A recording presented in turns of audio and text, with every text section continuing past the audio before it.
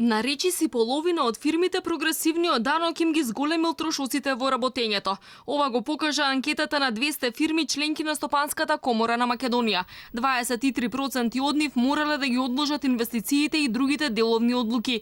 Поради зголемените трошоци за плати, голем дел од фирмите им поделиле откази на вработените, а некои ги зголемиле и цените на производите и услугите. Дел од нив кажале дека биле принудени да ги намалат трошоците преку намалување на вработени, а добар дел на компаниите од IT секторот практично кажаа дека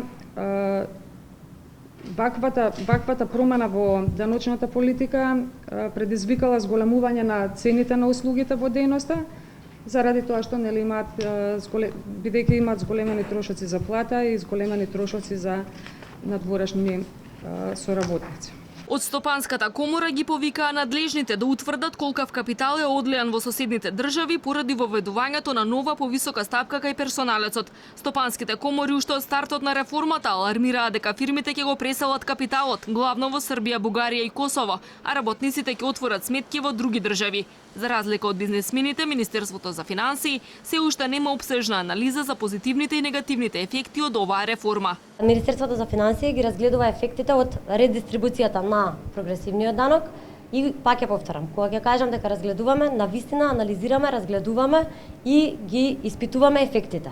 Во анкетата стои дека фирмите на кои не им пораснале трошоците за работа поради персоналниот данок, главно имале договори со вработените на бруто плата. Тоа значи дека компаниите не се помачиле да потрошат повеќе, туку едноставно плаќале исто за даноци и придонеси, но на грбот на работниците, кои пак земале помала месечна нето плата.